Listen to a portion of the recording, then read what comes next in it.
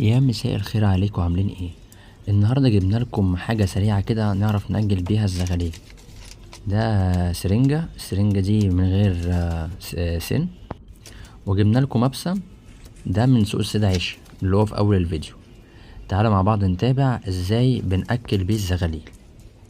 هنروح طبعا عند اي صيدليه اقول له عايزين سرنجه بس من غير سن. دي سرنجه 10 سنتي، تقدر تأكل بيها اي حجم من الزغلول. هنا احنا ركبنا المبسم السيليكون اللي هو احنا جبناه من الصيدلية بتاع اللي هي في السيد عيش. طبعا المبسم ده يعني في نوع مستورد وفي نوع مصري، ده النوع المستورد اللي هو النضيف.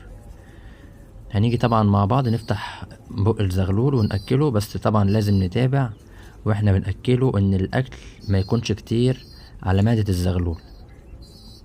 طبعا دي اسرع حاجة الواحد ممكن يعملها علشان يأكل الزغلول عمر يوم، ودي اسرع طريقة ممكن تلحق الزغلول لو الاهالي مأكلتش الزغلول اللي هو عمر يوم او يومين.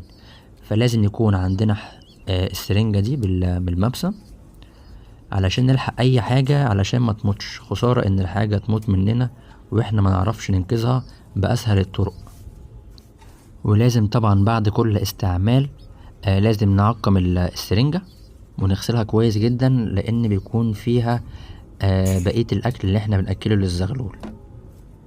وبإذن الله هحاول اعمل لكم فيديو طريقة الاكل بتاع الزغلول عمر يوم لغاية اسبوع. اللعبة بتاع الزغلول المفروض ياكلوا في المدة دي.